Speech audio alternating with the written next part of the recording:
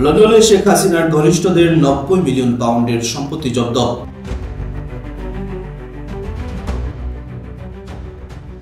বাংলাদেশের ক্ষমতাচ্যুত শাসক শেখ হাসিনার সঙ্গে সম্পৃক্ত দুই ব্যক্তির লন্ডনে প্রায় ৯০ মিলিয়ন পাউন্ডের বিলাসবহুল সম্পত্তি জব্দ করেছে যুক্তরাজ্যের ন্যাশনাল ক্রাইম এজেন্সি এনসিএ।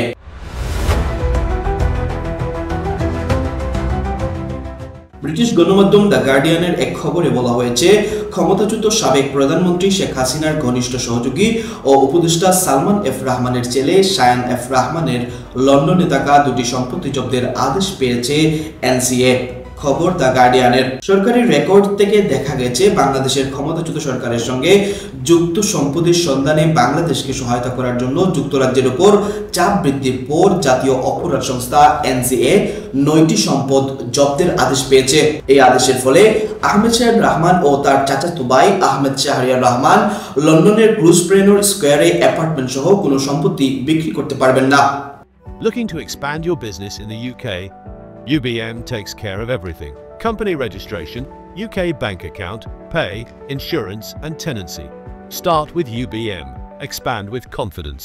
বাংলাদেশের প্রাক্তন স্বৈরাচারী শাসক শেখ হাসিনার মিত্রদের মালিকানাধীন যুক্তরাজ্যের সম্পদের বিষয়ে গার্ডিয়ানের তদন্তে তাদের নাম উঠে আসে। কোম্পানি হাউসের রেকর্ড অনুসারে দুটি সম্পত্তির মধ্যে একটি লন্ডনের অভিজাত ১৭ গ্রোভনার স্কয়ারের একটি বিলাসবহুল অ্যাপার্টমেন্ট। এটি ২০১০ সালের ৬.৫ মিলিয়ন পাউন্ডে কেনা হয়। অপর সম্পত্তি উত্তর লন্ডনের গ্রেশাম গার্ডেন্সের একটি বাড়ি, যা ২০১১ সালে ১.২ মিলিয়ন পাউন্ডে কেনা হয়। বাংলাদেশের দুর্নীতির অভিযোগে অভিযুক্ত সালমান এফ রহমান শেখ হাসিনার বেসরকারি শিল্প ও বিনিয়োগ বিষয়ক উপদেষ্টা ছিলেন এবং দেশের অনেকেই তাকে হাসিনার শাসনামলের সবচেয়ে প্রভাবশালী ব্যক্তিত্ব হিসেবে মনে করতেন। ফিনান্সিয়াল টাইমসের এক প্রতিবেদন অনুসারে গ্রেশাম গার্ডেন্সের এই বাড়িতে শেখ হাসিনার বোন শেখ রেহানা থাকতেন।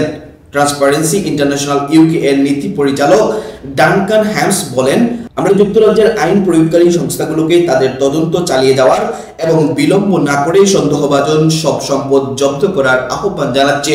এনসিএ এর এক মুখপাত্র বলেন, আমরা নিশ্চিত করতে পারি যে চলমান সিভিল তদন্তের অংশ হিসেবে এনসিএ বেশ কয়েকটি সম্পত্তি জব্দ করার আদেশ পেয়েছে। এদিকে আহমেদ শায়ানের এক মুখপাত্র বলেন, আমাদের মক্কেল জোরালোভাবে যে কোনো অনিয়মে জড়িত থাকার অভিযোগ অস্বীকার করেছেন। তিনি অবশ্যই যুক্তরাজ্যের যে কোনো তদন্তে সহযোগিতা করবেন।